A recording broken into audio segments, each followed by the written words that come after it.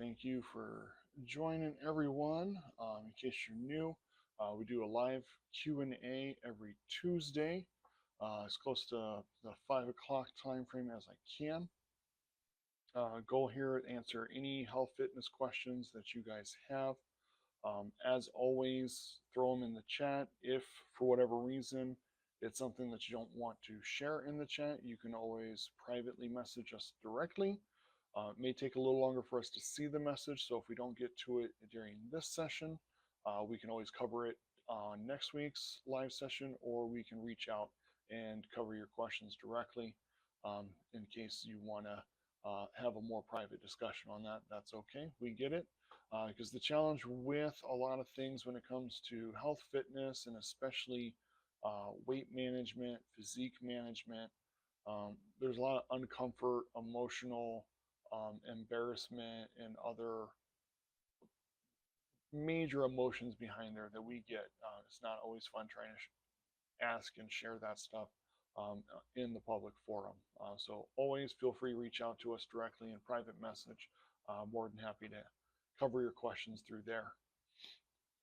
So we did have one question recently, kind of a focused population group where it asked for people who are, basically in retirement. We're talking, 65 and up.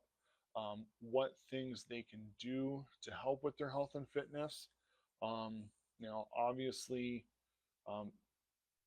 there's a kind of a big spectrum with this because by 65 or higher, everyone's life experiences are going to be drastically different. So the ability levels can be drastically different, whether or not there's been any major injuries or physical ailments or conditions that are drastically diminishing our mobility is something to look at and keep in mind there. But overall, one of the biggest focuses that we see for people, in that already retirement or getting pretty close to retirement age bracket,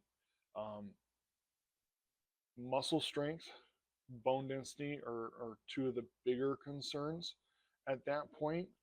Trying to stop and or reverse the loss of bone density, loss of muscle mass. Those are the two biggest things that we see, especially as people hit retirement and they're no longer working. A lot of times because there's less physical demands, because there's no longer a required output from whatever work they were doing. If we're not using it, the body does follow a very stringent use it or lose it policy. So if you're not moving your body still and engaging the physical demands, the muscle can get taken off pretty quickly because of that inactivity. So bone density, muscle strength are two of the bigger concerns. And then next to that, I would say would be stability. Falls are a very big thing once we reach 65 plus. One of the statistics that still sticks with me from a motor learning class I took in college, a good 20 years ago, was that they found that after the age of 67, 70% of deaths can be traced back to a fall incident. Now, that doesn't mean that you fall and die. It means that what happens because of that bone density loss, the muscle loss, if we fall once we've reached that age, the likelihood of something becoming injured, if not fully broken, and diminishing our ability to move for a long period of time while we wait for that to recover is very high. The challenge is any sort of long period of decreased movement, we're drastically losing muscle mass, and we're drastically, because of that, losing our strength, our ability to get up, our ability to move ourselves on our own becomes rapidly diminished. So anything that we can do to prevent prevent a fall, it is first and foremost a kind of a necessity with programs that we look at for people over 65. So again, it can kind of vary as far as what that will look like based upon kind of where their starting point is. Some people are coming in and they've been able to keep themselves moving, so they haven't lost a whole lot.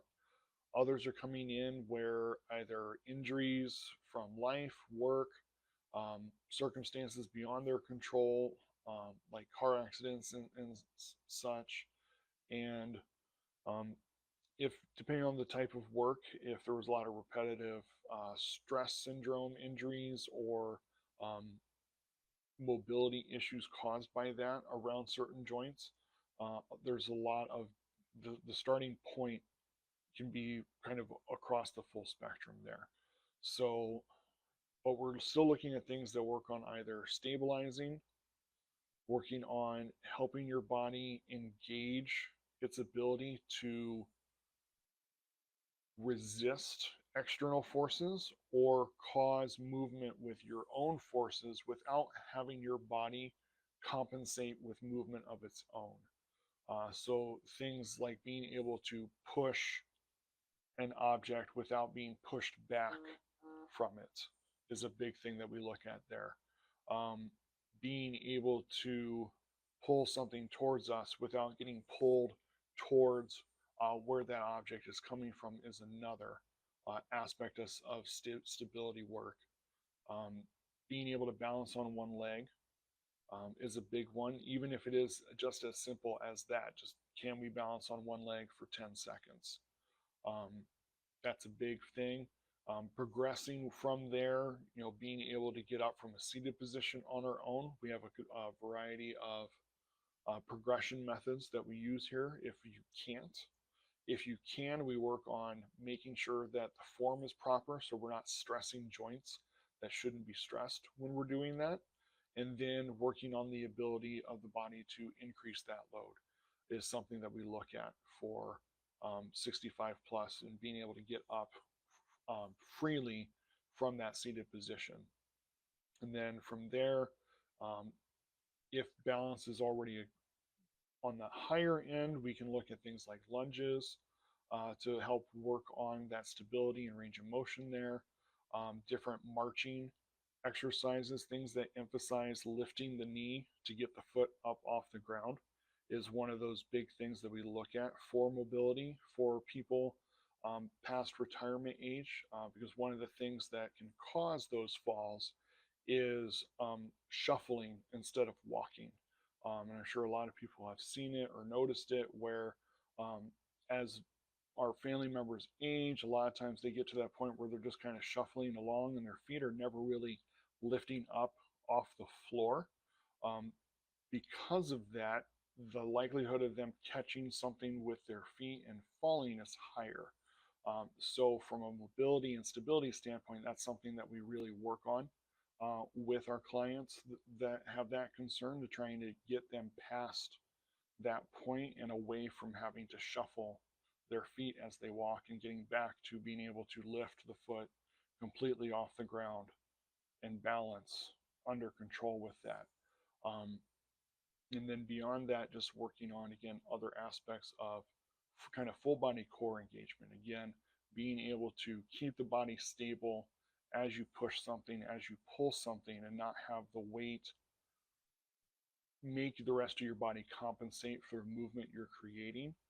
That's a big aspect of being able to be balanced, being able to not hurt your back when you're doing basic things around the house, and just being able to help people keep their independent mobility. I think that's one of the most important things that I hear from clients that come in that are in that retirement point already in life, is they want to be able to maintain their mobility and their independence for as long as possible, in addition to keeping the other health concerns and stuff that everyone who comes in is looking to try and keep put off, as it were.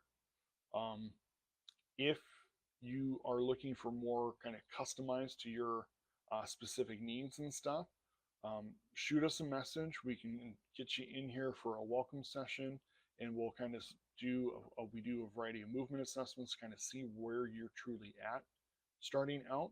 And then from there, we can kind of get into some basic introductory movements so you have a good idea of what things can and should be worked on for yourself going from there. If you decide that you need more from that, that's up to you. But we at least want to get you going in the right direction with that to make sure that you do know what things you can do and how to do them, to at least start some stuff on your own and get going, uh, to be more mobile, more stable, and maintain your independence with that movement. Well, I hope that answered the question that was submitted earlier. I haven't seen anything else come in today.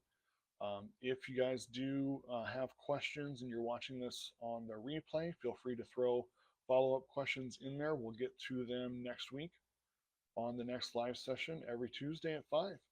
Until then, have a great week and remember to stay consistent in your persistent pursuit of health.